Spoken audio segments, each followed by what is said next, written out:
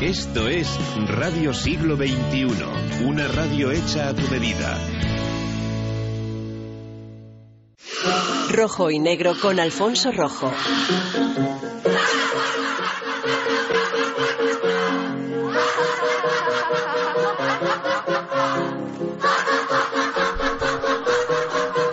Yo soy Alfonso Rojo, esto es Rojo y Negro, y durante mucho tiempo, aunque parezca mentira, Cristina de Borbón fue la imagen de la modernidad de la corona española.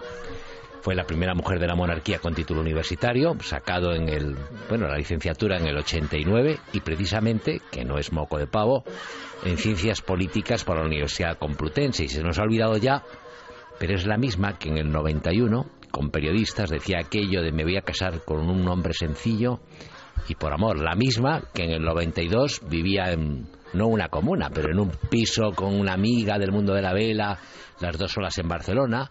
La misma que en el 93 entró a trabajar en la Caixa con un sueldo de 1.200 euros al mes, y siempre ha aparecido como el personaje más independiente de la familia real, y también, que eso es muy importante señalarlo, como uno de los más queridos. A la gente se le ha olvidado todo esto. El día que se casó con Iñaki Urdangarín, en Barcelona salieron a la calle 200.000 personas para aplaudir la comitiva. Esto fue en octubre del 97, y 15 años después, la vida es así, ante la indignación popular va el Ayuntamiento de Palma de Mallorca y le retira la calle que les había decidido poner a su nombre, que se llamaba la Rambla de los Duques de Palma, que actualmente se llama La Rambla. Poco dura la alegría en la casa del rico. Alejandra. Buenas tardes. El fiscal anticorrupción Pedro Rach considera que los medios están intoxicando el caso Nos. ¿Pensarán lo mismo nuestros analistas de hoy? Virginia López Negrete, letrada de Manos Limpias, es hoy nuestra invitada. Ana Isabel Martín, subdirectora del Semanal Digital, trae algunas claves. Contactaremos también con Antonio Chinchetru, Jorge Bustos y Manuel Marín. El extintor de JF La Mata nos despejará dudas sobre los juicios paralelos en los medios y si hay cambios de posicionamiento en nuestras figuras de la radio y la tele. A las 6, tiempo de conocer qué ocurre en la redacción de Periodista Digital.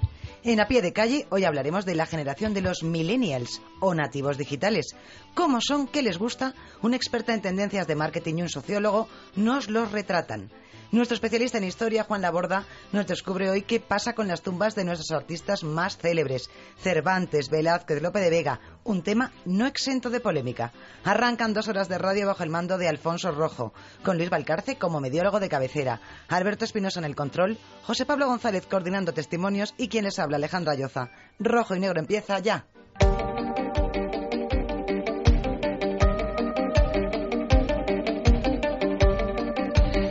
La infanta ve su aislamiento como una condena adelantada. El juez José Castro, ha decidido enviar a juicio a la infanta Cristina en calidad de imputada por los delitos de fraude fiscal y blanqueo de dinero. Todo esto por su papel en el caso No. Según el juez, la infanta se benefició de los negocios ilegales de su marido, el señor Iñaki Urdangarín, y cuyos beneficios, los de estos negocios, iban a Airfon, propiedad de ambos, al 50%. Y ahora viene el fiscal, justo esta mañana, no hace mucho, y acusa al juez de estar en una espiral inquisitiva contra la infanta Cristina. ¿Tú qué piensas de esto, Virginia? Bueno, yo no estoy en absoluto conforme con ello. Yo no creo que aquí haya ninguna Bueno, pero estar conforme. Yo con los jueces no estoy nunca conforme, ¿eh? No, que no estoy conforme con lo que dice el Ministerio Público. Yo no creo que haya ninguna espiral inquisitiva absolutamente contra nadie. De hecho, estoy en contra de lo que manifiesta, con todos los respetos, mi compañero el señor Pedro Rach, ¿no? En el sentido de que la infanta doña Cristina está siendo imputada y perseguida por ser quien es. Yo creo que es todo lo contrario. Yo creo que cualquier persona, cualquier ciudadana, con las pruebas que hay en este procedimiento en contra de ella y consecuencia de su actuación, habría estado imputada mucho antes de lo que lo ha estado la infanta doña Cristina.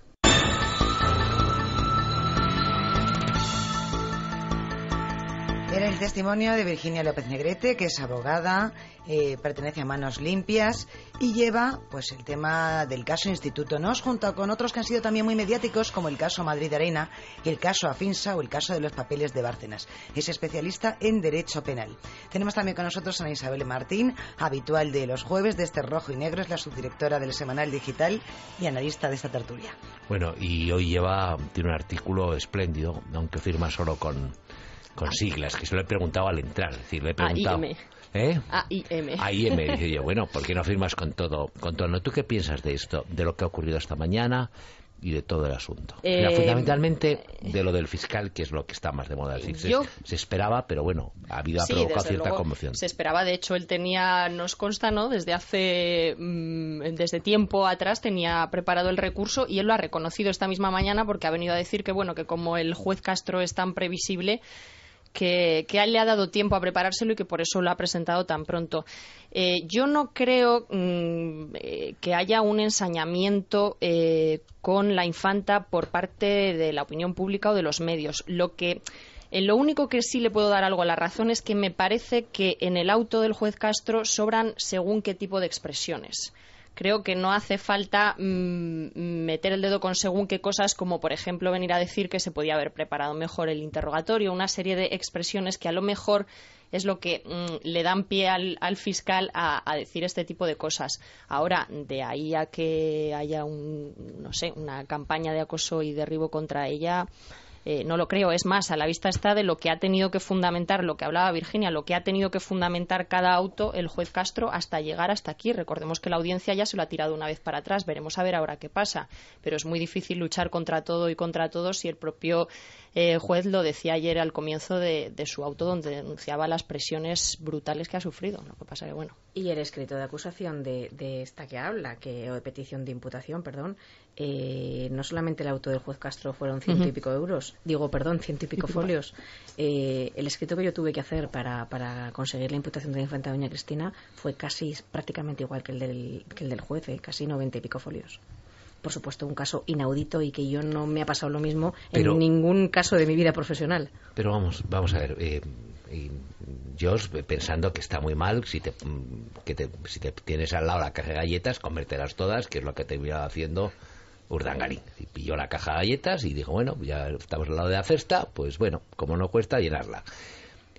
A mí me ha llamado la atención cuando se habla de ensañamientos y de cosas que la prensa se considera muy escandalizada, y yo os voy a citar solo un caso que tú ya lo conoces, porque esta mañana entre los titulares que llevaba El Mundo es que le iban a pedir más de 20 años a Urdangarín y que a la infanta le podían caer 16, y en 2 páginas más allá venía que el fiscal de la niña esta Asunta, asesinada en Santiago, va a pedir 18 años de cárcel para los asesinos de la niña. Y yo digo, oye, es verdad, es evidente que no es lo mismo, no son dos cosas comparables, iguales, pero el lanzar como noticia, le pueden caer 16 años a la infanta y 24 a Urdangarín, y al lado decir que todo lo que se pide para el que mata a su hija de forma cruel y brutal le pueden caer son 18, hombre, a mí me parece que se está exagerando un poco el tema. Es cierto, Alfonso, que porque, oye, este caso que al final cogieron galletas, está muy feo, pero se han comido las galletas. Sí, pero es cierto que este caso como mediático, ese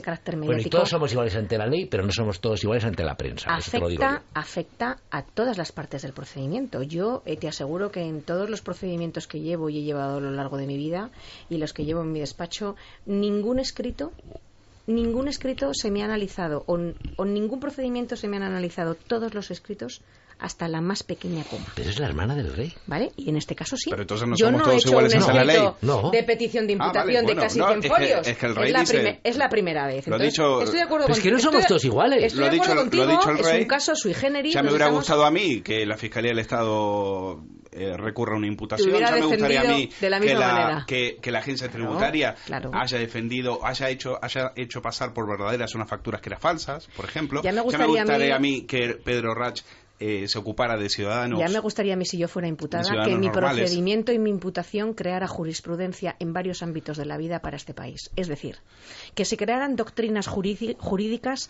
que vayan a usar el resto de los españoles para defenderse, que se crearan doctrinas tributarias que vayan a usar el resto de los españoles para defenderse, etcétera, etcétera. Y dice Alfonso, son galletas. A ver, es No, que vale, hay 9 millones de euros que no sabemos dónde están.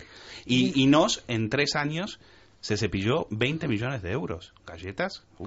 Bueno, es un buen pastel, ¿eh? Pero en esquema, ¿cuál es el negocio fraudulento que tenía el señor Urdangarín? Muy fácil. Aconsejado el negocio del señor Urdangarín era tener una asociación que vendía, que no tenía ánimo de lucro, con lo cual parecía una asociación benéfica que ayudaba, y así se presentaba, con la excusa, entre comillas, del deporte, y con esa asociación sin ánimo de lucro, ayudado de ser quien es y de prevalerse de esa condición, pues acudir a las personas políticas y escalmar los fondos públicos y los privados. Lo que pasa que los privados efectivamente no es un delito. Si una persona privada quiere pagar un montón de dinero por un informe que no lo vale, pues bueno, eso es su propio problema, ¿no? Sus accionistas tendrán que pedirle explicaciones, pero el dinero público no es así. Y desde luego hay que reconocer que el señor Jaume Matas, que desde luego es un grandísimo responsable y así va a ser el escrito de acusación respecto a él,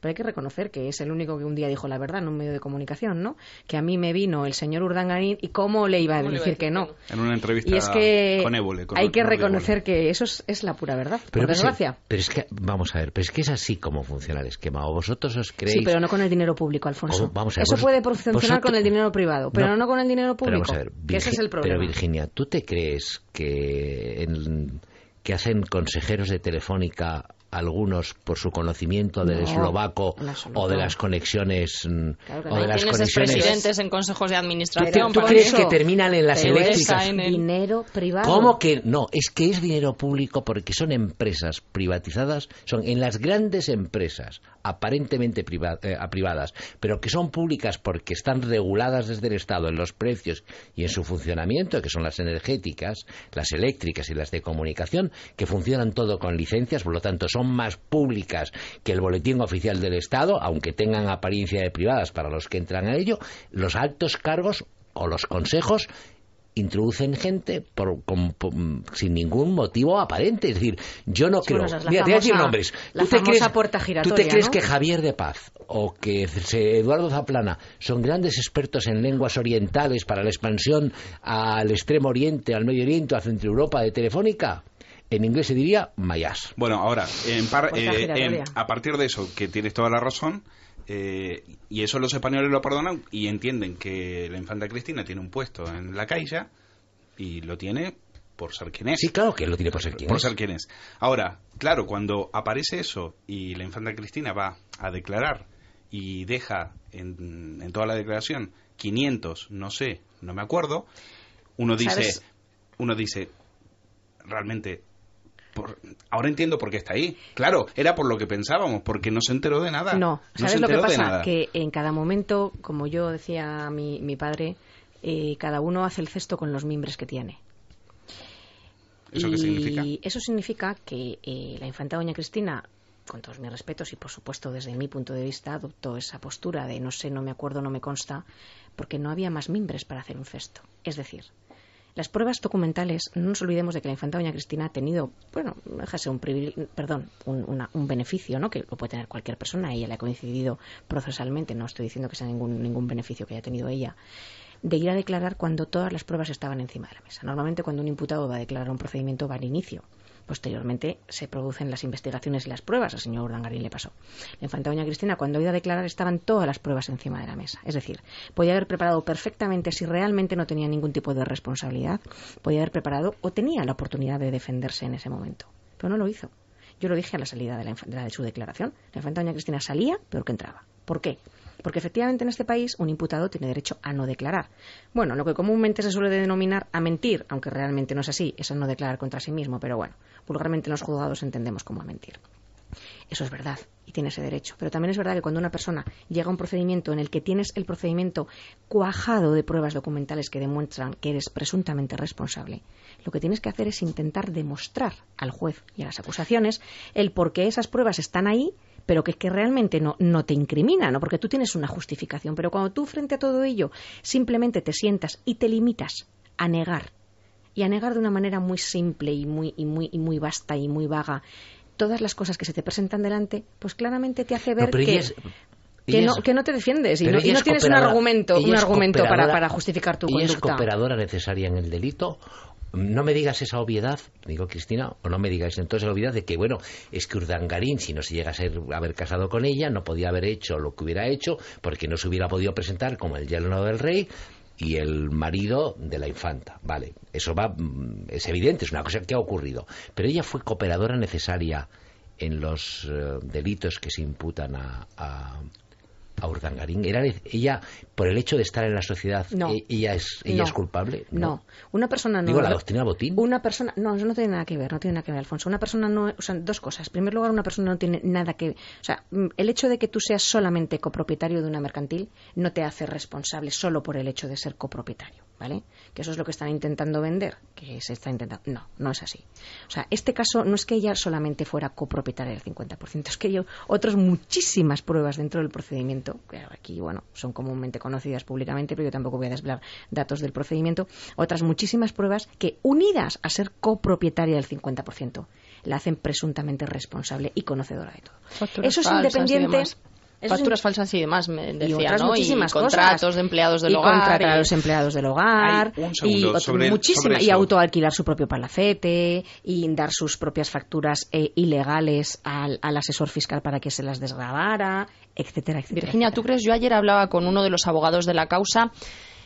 ¿Tú crees que Miquel Roca ha hecho, o sea, que ha sido una buena elección de la Casa Real, que ha hecho lo que ha podido, que igual tenían que haber elegido otro perfil de abogado viendo cómo estaba el patio? Yo no soy quien para opinar sobre ello. Si la Casa Real ha elegido al señor Roca, será porque lo ha considerado o al menos la mejor opción. La estrategia sí ha sido la acertada, de hacer creer al juez, o intentar, mejor dicho, hacer creer al juez que no sabía nada. Insisto en lo que he dicho antes. Creo que un letrado o un abogado, cuando asesora a su cliente, muchas veces tenemos que hacer los cestos con los mimbres que tenemos. Sí, y si no tenemos mejores mimbres, no podemos hacer mejores cestos. Está tan mala cosa que se solo alegraba Suárez, el uruguayo este de los mordiscos.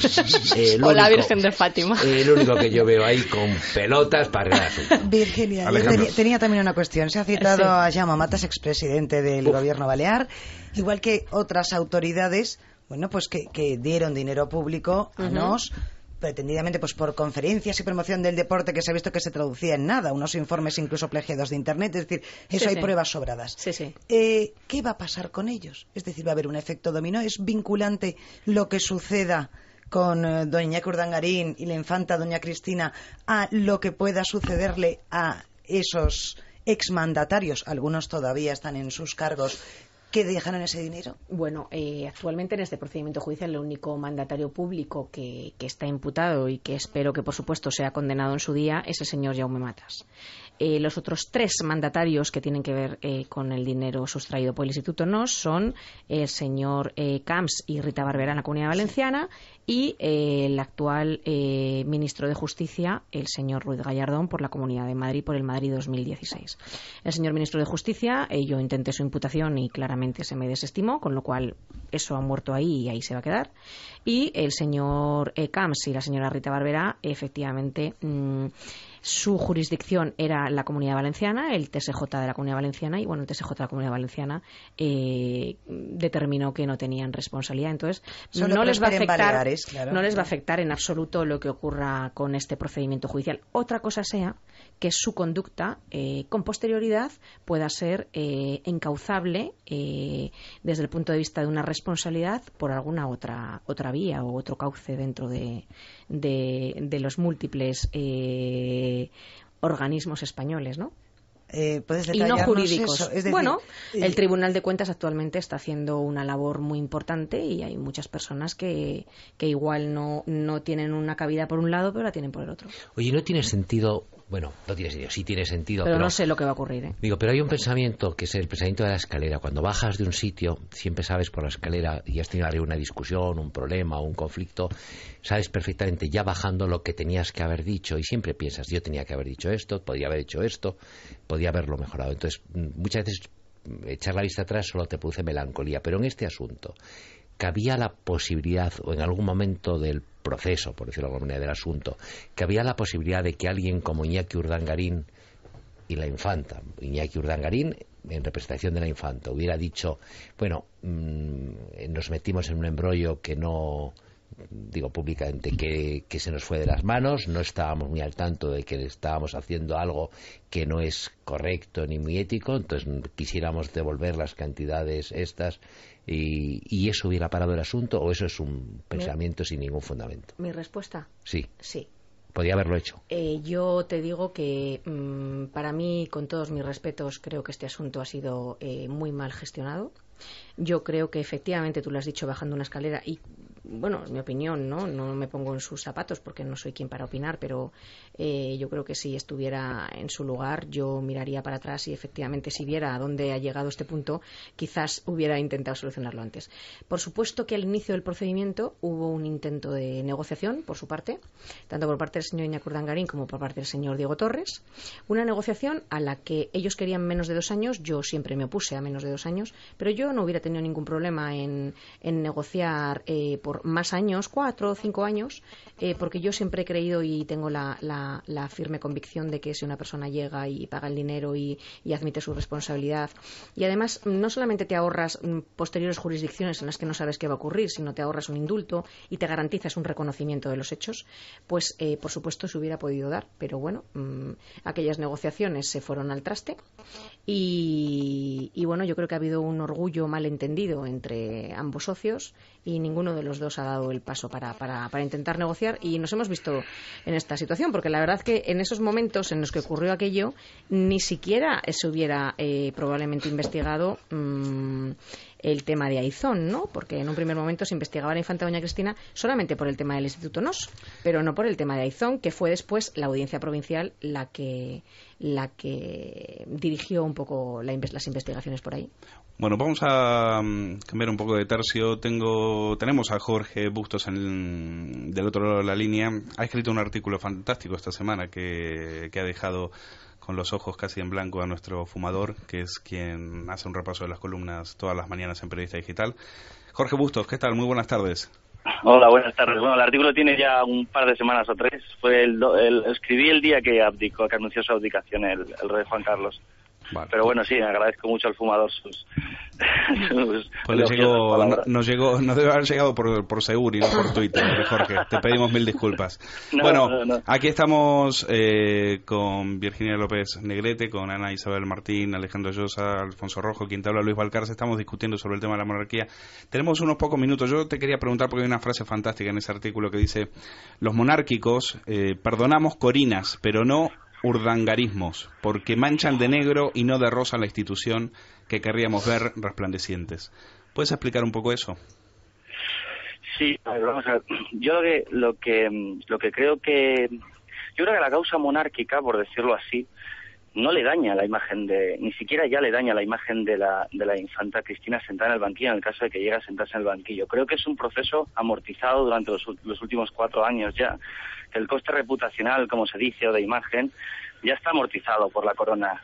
Y está amortizado porque la propia abdicación del rey Juan Carlos es la que le quita la pólvora mediática a este caso. Es decir, incluso hay muchos opinadores que piensan que es precisamente una de las razones de la abdicación, es precisamente saber que la defensa de Diego Torres va a basarse en espolvorear todas las acusaciones, fundados o no, hacia don Juan Carlos, ¿no? Entonces yo creo que el propio rey Felipe VI, cuando ya desde su discurso de proclamación traza claramente esa línea de la ejemplaridad y proscribe de cualquier presencia en los actos de proclamación a su propia hermana, de alguna forma ya crea un cortafuegos que ahora mismo, fuera del interés informativo que tiene el proceso judicial, en lo que es el coste político de imagen de la monarquía, creo que Cristina ya no puede hacer más daño a la institución. Yo creo que esto es así.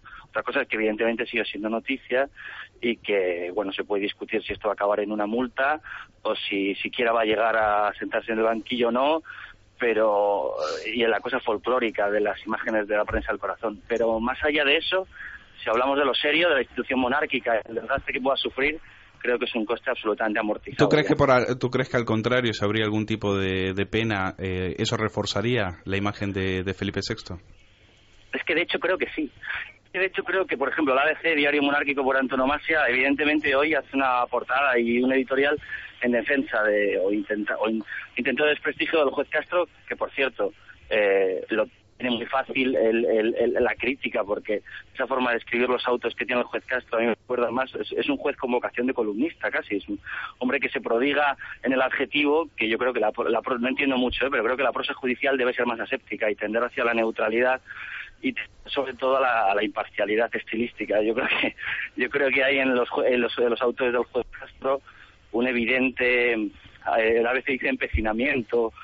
Al margen de eso, creo que podría ser incluso un canto al Estado de Derecho. Esta frase que ha muerto, yo creo que en el caso de la infanta Cristina, creo que resucita o por lo menos está convaleciente, porque yo creo que cualquier persona que cree en el Estado de Derecho se beneficia, cree que eso lo avala, ¿no? Pero ¿tú ves una inquina personal del juez Castro hacia la infanta Cristina, como deja caer de alguna manera el fiscal Orrac?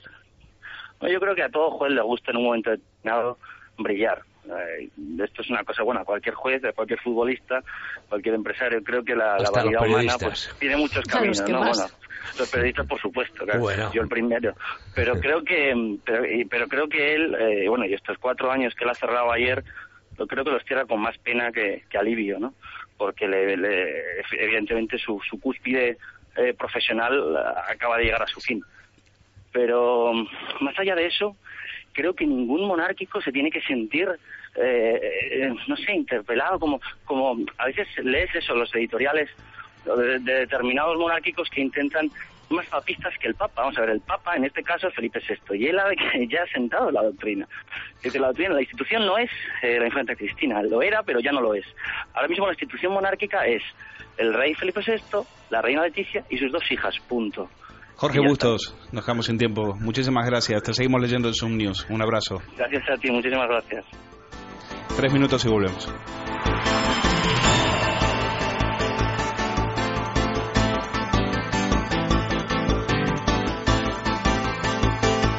Si quieres conocer quién es quién en el mundo de la información.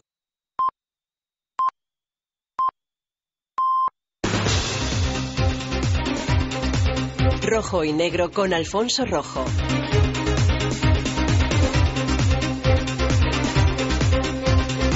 5:30 de la tarde. Seguimos aquí de tertulia política analizando el caso Nos, el escándalo de la imputación final de la infanta Cristina.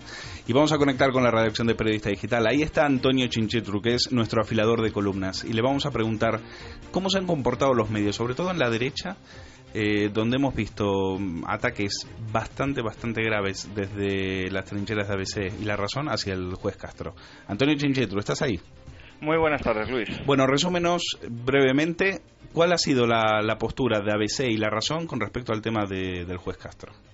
Bueno, escuchaba a Jorge Bustos que decía que algunos quieren ser más papistas que el Papa. Pues yo diría que ABC y sobre todo La Razón han querido ser más monárquicos que el monarca, porque mientras Felipe VI llamaba a respetar la independencia judicial, pues esto parece que algunos, en algunas redacciones, una muy cercana a la otra, pues se les olvida. El ABC hay que decir que ha sido más respetuoso en todo caso. En la portada centra la defensa diciendo que el fiscal y Hacienda están en contra de la imputación. El editorial titula Doña Cristina imputada no condenada. Y ahí sí que hace algunos guiños. Nos recuerda que Juan Carlos I en la Navidad de 2011 dijo aquello de la justicia es igual para todos, pero matizan, el principio de igualdad no se convierte para doña Cristina en presunción de culpabilidad. Aún así, pues hay alguna crítica, como decir que el juez Castro en su auto hace valoraciones sobre la infanta que son presunciones basadas en indicios. O sea, ABC no ve pruebas para condenar a la infanta Cristina, vamos, eso es lo que viene a decir. Pero no se termina de mojar del todo. No las ve, pero básicamente pide prudencia y agarra esto de, imputado no es condenado. Es que hay que recordar, Antonio, que ABC hace unos meses incluso fue todavía más crítico con la infanta Cristina, le criticó su soberbia, le criticó que no haya sido más, que no haya presentado, que no haya atajado esto más a tiempo y que haya alargado tanto los tiempos. Incluso creo que llegó a pedirle que renuncie a su título de infanta. Pero lo que Perdón, no al título de infanta, sino al título de lo que son los duques de Palma, la duquesa. Ahora, te pregunto por la razón, porque ahí quizás en la razón sí, al juez Castro no le perdonan ni que vaya en un descapotable, ¿verdad? No, es tremendo. La razón, ya el titular de portada es sorprendente. La infanta no irá a juicio si la audiencia de Palma tumba el delito de blanqueo. O sea, la noticia es que se imputa a la infanta y esto lo que dicen es no ir a juicio si ocurre tal cosa. O sea, como diría Juan Francisco Lamata, bueno, pues algunas cosas raras, algunos y prefieren ver lo que sería noticia y no la noticia real.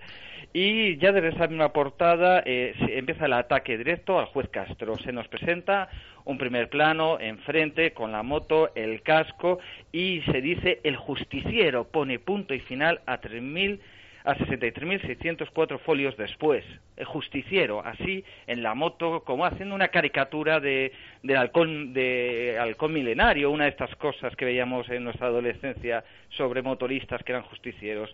Y aún así, pero después, sobre todo, nos encontramos una cosa muy curiosa. El editorial, por supuesto, dice que es imputada por ser quien es, y se dicen cosas como que es muy desafortunado técnicamente. Vamos, se ataca al juez por todas partes. ¿No?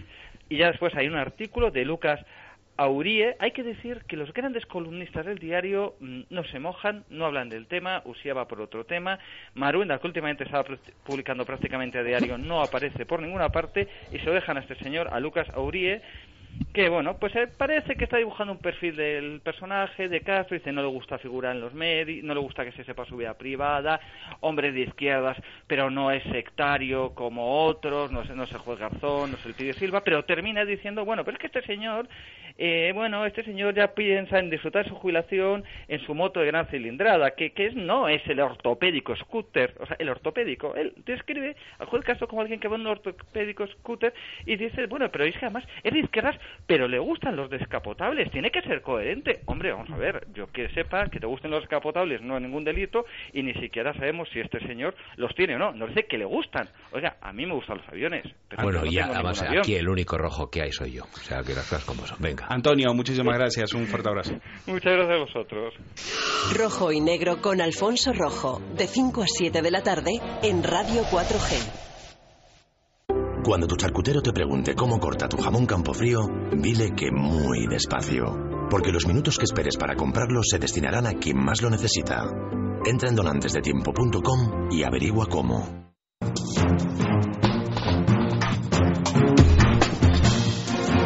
Bueno, yo os confieso que estoy un poco confuso. Yo no me he leído los autos, las cosas como son, y lo único que se me ocurre para poner un poco de paz y de sensatez en todo esto es que la imputación de la infanta debería llevarnos a todos los españoles a cerrar de una vez por todas este capítulo larguísimo, interminable de la tolerancia con la corrupción. Y yo creo que es un tema que también me gustaría hablar. Si vosotros creéis, aunque ahora tú querías decir algo antes. Sí, bueno, quería decir algo en relación precisamente a lo que se está hablando de los medios y de ser más papista desde que el Papa. Yo creo que según qué editoriales y qué artículos de opinión, lo que le están haciendo es un flaco favor a la Casa Real en general y en concreto, en particular a Felipe VI, porque bueno, la Casa Real ayer claramente pidió respeto por las decisiones judiciales y después salen todos estos en tromba. ¿Cómo será? Y esto volviendo un poco a lo que antes comentaba en nuestra anterior entrevista a Jorge Bustos, que hablaba de que esto ya está amortizado.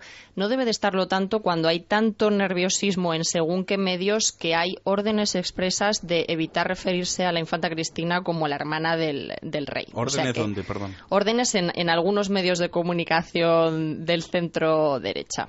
O sea que, y de hecho, si os fijáis en este tipo de medios, en ABC, en La Razón y demás, no veréis referirse nunca a la infanta Cristina como la hermana del rey.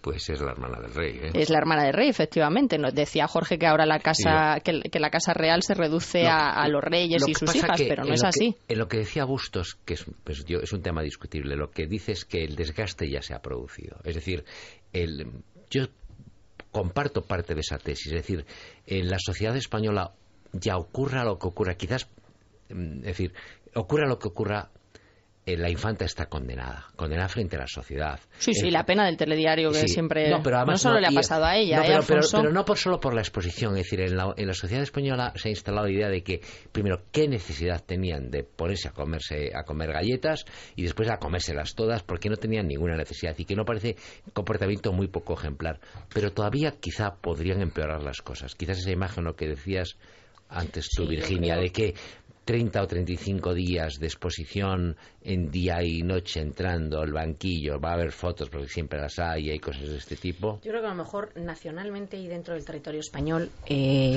puede haberse no amortizado del todo, pero yo creo que todos los españoles efectivamente puede haber ya habido una condena de telediario, como llamáis, y bueno, pues una imagen no sería nada beneficiosa, pero yo creo que donde más podría perjudicar una imagen de esas es internacionalmente. Pero cuando comparas, es decir, tampoco podemos fustigarnos la espalda y descarnarnos haciendo penitencia. Vamos a ver, en Gran Bretaña, que es una monarquía muy instalada y es un país exigente, más exigente que nosotros con los temas de corrupción, mucho más exigente socialmente,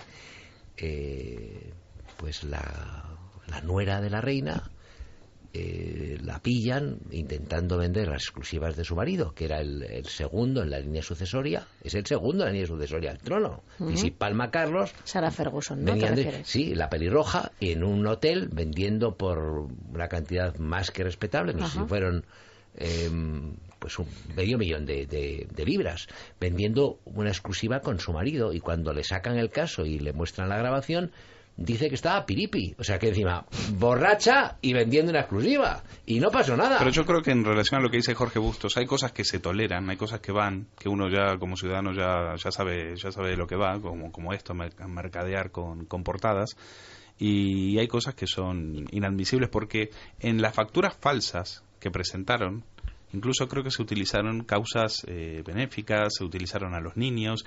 Sí. Creo que en el auto dice que la infanta Cristina le dijo a su servicio doméstico, a eso te lo pregunto, Virginia, que les iba a pagar en negro. Sí. Una mujer que tiene y se lo dicen en un palacio, porque tiene un palacio, vive en un palacio de millones y millones de euros. Eso es lo que el ciudadano no le cuesta entender. Sí, sí. ¿Qué necesidad tienes de pagarle a tu servicio doméstico en negro cuando vives en un palacio?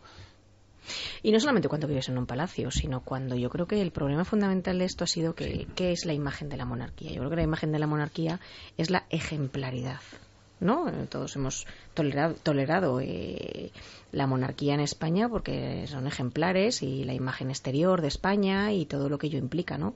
Si resulta que esa ejemplaridad no existe y se cambia, entonces mucha gente se pregunta ¿para qué quiero la monarquía? ¿No? Porque realmente no es un poder ejecutivo, no ejerce ningún otro tipo de poder, simplemente la imagen y la ejemplaridad. Entonces, efectivamente, como decía Alfonso, todo el mundo se pregunta ¿qué necesidad tenían? ¿Por qué lo hicieron? No sé. La avaricia.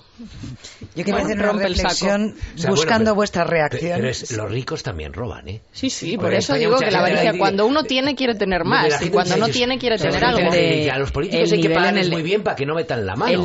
Cuanto más les pagan, más no sé meten la mano. ¿Qué os parece la campaña de Hacienda? Porque el eslogan viene que ni pintada la situación que estamos hablando. Lo que tú no pagas, lo pagamos todos. Me parece un eslogan muy inteligente para generar sensación de culpabilidad. El problema que hay lo de siempre es que se considera que cuando tú estafas eres muy listo. Yo creo que ese eslogan lo deberían mostrar a todos los titulares, por ejemplo, de la SICAP. Por ejemplo, ¿no? Que está estos días que tan de actualidad. Pagamos el 30 y el 40% de nuestro bolsillo, estamos pagando lo que los de la SICAP no pagan. A mí me parece que Hacienda debería mirar a sus propios representantes, a sus propios trabajadores. Y yo lo que creo que son algunos incluso que no pueden dar ejemplo, o por ejemplo al Partido Popular, que es el que en este momento está gobernando y al que le encuentran dinero negro en las cuentas en países por todo el mundo. Los eslogans de Hacienda, la verdad que yo creo que menos no gastarse malo, el dinero en estas campañas y más en contratar personal, inspectores, que son lo que realmente está pidiendo la gente de Hacienda, que ahí deberían hacer una buena inversión, porque eso sí que le saldría rentable. Venía por lo de la infanta Cristina, que claro, de alguna manera está recordando ese trasfondo, que no es un dinero robado al aire, sino que es de cada bolsillo. El dinero público no es que no sea de nadie, como decía aquel, ¿no? Sino que tiene dueño, que somos todos. Es que les iba a decirlo, miras y dices, ¿Qué necesidad? Claro que siempre, una vez que alguien comete un delito, es como cuando eras niño y cogías el coche de tu padre y luego le volvías a escondidas y lo veías con un rayón tremendo, un bollo. ¿Y de quién me mandaría a mí coger el coche? Pero que tenían todo. Él es un hombre que, en contra de la imagen que se ha dado de él, algo tiene que tener, porque alguien que gana 6 Copas de Europa, 10 ligas seguidas, que es 2 veces bronce olímpico, en el deporte de élite no es un personaje normal. O sea, no es un personaje, no es un tonto de músculos y medio tarao. ¿Por qué no? Porque un tarao no gana ese tipo de cosas. Y algo más tiene que tener porque la tiene fascinada. Ella era el personaje, como os decía yo en la introducción, el más querido de toda la casa, la única que había hecho una carrera universitaria, decidió estudiar políticas cuando su padre y su madre, el rey y la reina... La normal, entre comillas, ¿no? En el sentido, sí, entendiendo la normalidad, sí, como cualquiera, sí, intentando parecerse a lo que somos los españoles de a pie. Pero querían que estudias historia, filosofía y letras, o historia, y entonces ella decidió, no, yo lo que quiero es la facultad de política. Se va a un piso, es decir, le echale trabajo de la Caixa. Él podía, como se demostró después con Telefónica, tener unos ingresos extraordinarios. Él es hijo de un personaje importantísimo de la banca vasca, de que lo fue muy importante, de las cajas, hasta nacionalista era su padre, lo tenía todo. Y hacen esto, a mí me parece... Vamos, no tienen perdón. Tenemos en línea, hablábamos del... Sobre todo por el daño que han hecho a la corona. Hablábamos de... A ver qué opina de esto. Precisamente hablábamos del tratamiento mediático de este caso. Está Manuel Marín, subdirector del diario ABC. Hola Manuel, muy buenas tardes. ¿Qué tal? Muy buenas tardes. Bueno, aquí estamos de tertulia en Rojinegro. Te habla Luis Balcarce, está Ana Isabel Martín, está Virginia López Negrete, Alfonso Rojo, Alejandra Llosa. Manuel, en relación a lo que tiene que ver con todo, ¿cuál es si se pudiera esto de alguna manera medir, qué daño le ha hecho a la monarquía, a la institución y a la corona todo lo que estamos viendo ahora con la imputación de la infanta Cristina? Hombre, yo creo que todos coincidiremos. Bueno, buenas tardes a todos. Lo primero, que nos había saludado antes. Y nosotros no te habíamos felicitado por tu nombramiento, que es tampoco, y lo hacemos ahora, aunque con retraso y todos juntos. Nos alegramos mucho, casi tanto como tú, de que sigas aquí arriba. Gracias, Alfonso. Oye, no, ya cuando estemos en privado y hablemos tranquilamente, hablaremos de todo esto. No, hombre, yo creo que esto, indudablemente, y estaremos todos de acuerdo, que ha causado un daño muy notable a la imagen, ¿no? A la imagen de la monarquía, a la imagen de la familia real. Sin embargo, yo creo que hay que matizar, ¿eh? Normalmente en la sociedad ahora tendemos, y mucho los medios de comunicación, a agrupar todo, a unar todo, ¿no? El daño a la monarquía. Hombre, yo tengo, fíjate, la percepción de que el daño que haya hecho a don Felipe, hoy nuevo rey, es cero, es nulo. Sinceramente creo que es así. Me da la sensación también de que la cantidad de gestos personales humanos que, por ejemplo, ha tenido la reina con su hija, durante la tramitación de este procedimiento y durante la imputación, pues hay gente que la entiende desde la perspectiva de madre, con lo cual creo que la institución como tal ha sufrido un golpe en su imagen, pero creo que no todos los miembros de la familia real se han visto perjudicados en la misma medida. Y luego creo también que, siendo un asunto grave, porque es una imputación grave de un yerno del rey, de una hija del rey, aunque yo tengo la percepción, la sensación de que ella no terminará sentándose en el banquillo de los acusados en vista de los informes del fiscal, en vista de que los recursos que también anuncia la Abogacía del Estado, y de que, en fin, parece que Hacienda no percibe lo que percibe el juez instructor, pues yo tengo la sensación de que no se terminará sentando en el banquillo de los acusados. Pero el golpe a la imagen, para ella y para su marido, yo creo que es difícilmente recuperable. Pero vosotros no veis entonces pruebas contundentes en este caso para que se sienten en el banquillo. Bueno, saber es que pruebas contundentes, yo no me quiero erigir en juez. Yo soy periodista y lo que escucho es a muchos periodistas titulando con adjetivos muy contundentes, precisamente, ¿no? Yo no lo tengo claro. Yo no soy un experto en derecho tributario. Yo no soy un experto fiscalista. No, sinceramente no tengo ni idea de si hay delito o no. Yo lo que puedo considerar es que hay una conducta éticamente reprochable en lo que afecta a muchas de las actividades que hemos conocido, de los correos privados que hemos conocido, de las llamadas que hemos conocido, de las actividades que tenía Urdangarín con su socio.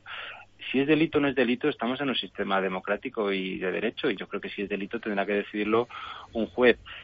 Hombre, yo parto de una base, Luis. Si el perjudicado, que es la hacienda pública, el perjudicado, que es el Estado, de un supuesto delito de blanqueo, de un supuesto delito o dos supuestos delitos fiscales, si es el Estado el perjudicado y el Estado no se siente perjudicado y el Estado dice que no hay perjuicio, me cuesta mucho que se pueda sostener argumentalmente, jurídicamente, una acusación formal en ese sentido. Me cuesta mucho pensarlo. Y luego yo creo que todos, no sé, en nuestra vida, que cuesta creer y que habrá, pues qué ingenuo es este señor de ABC, ¿no? Y yo conozco casos y en mi entorno y en mi propia familia en los que la mujer o el marido ha firmado algo a ciegas, sabiendo o confiando en lo que estaba firmando era completamente legal, y es completamente legal, ¿no? Yo no tengo la percepción de que... Pero cuesta creer, Manuel, que ella no sabía nada, como ha dicho durante toda la declaración, de que no se acordaba, sí, no salía. Eso cuesta creerlo, francamente. Pero es que eso no es delito. Vamos a ver, que a ti te cueste creer eso no es delito. Estamos en una fase del procedimiento en el que ya no estamos en una condena social, en una condena previa de la imagen de la monarquía. Eso ya se ha producido. Más allá de que tú consideres que cueste creer eso, y a mí también me cuesta creer que ella no supiera o que ella no preguntara, oye, ¿de dónde sacamos el dinero? ¿De dónde sacas el dinero? Eso no justifica que eso sea delito por parte de esa persona. Tú lo que estás haciendo en este sentido, ese me cuesta creer, eso es un reproche social, que yo creo que lo ha hecho toda España. Ese reproche social, ese reproche ético, ese reproche que no tiene un tinte jurídico, ya se ha hecho, ya se ha formulado. Otra cosa distinta es que eso lo puedas plasmar jurídicamente en un papel y eso pueda sustentar una condena. Y eso es lo que yo dudo que pueda producirse, porque me parece que los documentos, que los informes que ha elaborado la agencia tributaria son muy taxativos en ese sentido. Y digo muy taxativos. Por eso creo que le queda poco margen de maniobra a la acusación, a la acusación que ejerce el juez en este auto de transformación, ¿no?, de diligencias previas en procedimiento abreviado, que equivale a un procesamiento. ¿Que cuesta creer? Sí, pero es que eso no merece, que a lo mejor eso no es un delito. A lo mejor es que eso no es un delito. A ti te cuesta creer que el señor Camps no supiera de sus trajes o cómo. Bueno, es posible. Y sin embargo, las pruebas dijeron que una absolución. La justicia social, la percepción de justicia que tenemos que hacer todos o que creemos todos en virtud de criterios éticos de moralidad no tiene nada que ver con lo que es la ley en la mano. Y yo con la ley en la mano me cuesta mucho pensar que el juez esos argumentos los tenga tan atados. No los veo tan claros. Ha quedado claro. No los veo tan claros. Muchísimas gracias, Manuel Marín, por atender la llamada de Rojo y Negro. Oye, un abrazo. Te emplazamos, nos tenemos que ver. Nos tenemos que ver para que nos expliques eso y si es posible aquí, Venga. Bueno, eso nada, es un relevo normal y corriente. Y aparte estamos aquí en Arturo Soler, estamos al lado, somos vecinos. Además, Manuel, perdona que yo soy Virginia López Negrete, con todos mis respetos, yo discrepo total y absolutamente de lo que has manifestado. Me lo imagino. Pero Virginia, yo he firmado cosas sin alargar esto. Pero mira, si hay una yo he cosa firmado muy clara. Cosas que no sé ni lo que firmaba. Está claro que el no conocer determinadas cosas o el tal, eso no es un delito, como muy bien has dicho, Manuel, eso es evidente, ¿no? Lo que es un delito es cuando tú tienes determinadas conductas dentro de una sociedad, tienes una participación activa dentro de una sociedad que hace que tú defraudes, en este caso por el delito fiscal, a la agencia tributaria más de 120.000 euros. Ese es el delito. Lo que es evidente es que la infanta doña Cristina, en contra de lo que dice el Ministerio Público, pero no sabe de lo que es acusada. Demostrar que ella es cooperadora necesaria en esto. Pero es que claro, que ella es eso, en eso, ¿no? Claro, pero es que ¿sabes lo que pasa? Que es que en el procedimiento judicial hay un montón de pruebas que lo demuestran. O sea, a mí no me vale el informe de la agencia tributaria solamente que diga que no, porque bueno, entre otras muchas cosas sabemos que la agencia tributaria está actuando como partidista, pero no basta. El perito de la ley es el juez, y además no solamente eso, sino que además nosotros nosotros hemos aportado una prueba pericial que demuestra lo contrario. Pero es que hay pruebas en el procedimiento que demuestran que no es una sola persona que no sabía nada, que efectivamente esos casos se dan, o sea, y yo no lo niego, hay casos en los que hay personas que tienen una sociedad con otra y firman sin mirar y tal, eso es verdad, es cierto, y efectivamente ese tipo de personas no tienen por qué ser responsables, pero que no es el caso que nos ocupa, o sea, que en el caso que nos ocupa hay una prueba documental ingente que demuestra que esta persona tenía una participación activa dentro de la mercantil, o sea, que el hecho de que ella se defienda diciendo que no sabía nada, pues está en su pleno derecho, pero es que las pruebas documentales no demuestran eso, y bueno, pues yo creo que esta, de verdad, por supuesto es una opinión de una acusación que tendrá que ser validada por la audiencia provincial y que desde luego está en contra de otras muchas opiniones, pero insisto, está claro que el no saber no es un delito, eso es evidente, pero el que tú tengas una participación activa en una mercantil y que eso conlleve la defraudación de un dinero público y el gasto de un dinero que proviene de un delito, eso sí que es un delito, Virginia, es delictivo. Virginia, muy breve, yo respeto muchísimo tu punto de vista, y yo ponerme a discutir esto contigo no tiene mucho sentido porque yo soy periodista, tú eres jurista, tú eres abogada, tú eres buena abogada y además estás personada en este procedimiento, claro, y además como acusación, ¿no?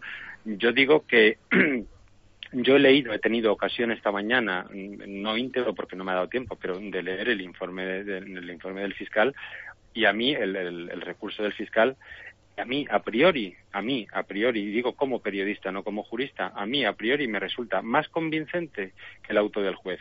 Y esa es la opinión que me piden que formule en esta tertulia y yo lo hago. Sí, yo evidentemente, claro que habrá Claro que habrá pruebas que sean... Respeto enormemente tu opinión, pero ¿sabes lo que pasa, Emanuel? Que es que aquí no se basa todo en dos escritos, porque uno puede escribir mejor, otro puede escribir peor, uno puede tener una capacidad de convicción más grande, otro puede tenerla menos, pero es que lo que de verdad importa no es eso. Yo, por ejemplo, soy una persona, te lo digo de verdad, mis escritos están públicos ahí, son públicos y notorios, no sé si por suerte o por desgracia, yo soy una persona que lo mismo que tú has dicho que el juez Castro escribe con una prosa que a veces hay que concentrarse para leer, yo soy una persona, por ejemplo, que escribo muy sencilla, yo no escribo de forma... No, que no lo digo como mal, que hay distintas... Yo te digo, mis compañeros me encuentro... Que no lo he dicho yo eso. Pues entonces lo ha dicho, perdona, discúlpame, lo ha dicho otro anterior compañero tuyo que ha hablado, discúlpame. Yo soy una persona, por ejemplo, que escribo unos escritos muy sencillos. Mi prosa es muy normal y es muy del día a día y es fácil de entender. Pero a lo mejor yo tengo menos capacidad de convicción que otra persona, no lo sé, o menor, no lo sé. La cuestión está en que lo importante no es tanto lo que se escriba en un escrito, sino las pruebas que fundamentan todo. Y en este procedimiento, Manuel, yo te aseguro de verdad que hay muchísima prueba, pero muchísima prueba, y ya no vamos a entrar en contratar los servicios domésticos, no vamos a entrar en firmar cosas, no vamos a entrar en autoalquilar tu propia vivienda, no vamos a entrar en ser tú quien daba todas las facturas para que se desgravaran, etcétera, etcétera, etcétera. O sea, hay muchísimos indicios y muchísimas, no solamente indicios, no es prueba indiciaria, es prueba documental, fehaciente, que es la prueba reina del procedimiento, que demuestran cuando una persona no es una mera persona que pasaba por ahí, que insisto, que las hay, y de repente te ponen algo delante. Y además, mira, te voy a dar un dato muy importante que a mí, yo he reflexionado mucho sobre este asunto, mucho, de verdad, porque para mí soy un letrado único que lleva este asunto, no tengo ningún equipo jurídico al lado como tienen los demás, y para mí, como comprenderás, no soy una loca, y para mí he supuesto una gran responsabilidad el hacer todo esto. Y yo te digo un hito muy importante. Yo he reflexionado y he pensado mucho. Y hay una cosa muy importante. Suponiendo que, yo no te compro esa teoría, pero suponiendo que esa teoría de que no sabía nada y etcétera, etcétera, fuera real, hay un momento importante que es en diciembre, finales del año 2005. Finales del año 2005, la infanta doña Cristina, por orden del conde de Fontao, emisario de la Casa Real, se entera el matrimonio que sus actuaciones están siendo ilegales, ¿vale? En ese momento, si a mí se hubiera producido un cambio en su actitud, hubieran deshecho su sociedad, hubieran creado una nueva, hubieran repartido beneficios, yo qué sé, hubieran hecho cualquier cosa diciendo, oye, vamos a arreglar esto que no sabíamos que era ilegal y resulta que no está muy bien hecho, pues yo te hubiera dicho, pues es real, pero es que no fue así, no se hizo absolutamente nada, se siguió con la misma política y se siguió haciendo exactamente lo mismo. Nos queda un minuto, Manuel, ¿quieres agregar algo más? No, yo le agradezco los comentarios a Virginia y no, sin ningún problema. Yo insisto, yo soy periodista, yo no tengo una mentalidad jurídica, no tengo una capacidad jurídica de análisis como la que tiene ella y muchísimo menos. Solo digo que desde una perspectiva periodística yo leo un auto ayer, como otros anteriores del juez Castro, leo dictámenes del fiscal, no solamente, como dice ella, el de la Hacienda Pública o el de la Agencia Tributaria, pero a mí me resultan convincentes esos argumentos. Y entonces, insisto en que no saber algo puede ser muchas cosas, pero puede no ser delictivo. Yo en cualquier caso respeto muchísimo, faltaría más los principios de la acusación particular, de la acusación pública, etcétera, y estamos un poco a ver qué es lo que ocurre. Manuel María, muchísimas gracias. Nos tenemos que despedir. Gracias. Manuel, encantada. Un saludo, Luis, y gracias, Virginia. Un ya saludo, contactaremos Alfonso. otro día. Un Ana saludo. Isabel, muchísimas gracias. Gracias a vosotros. Gracias, Virginia. Gracias a todos. Volvemos.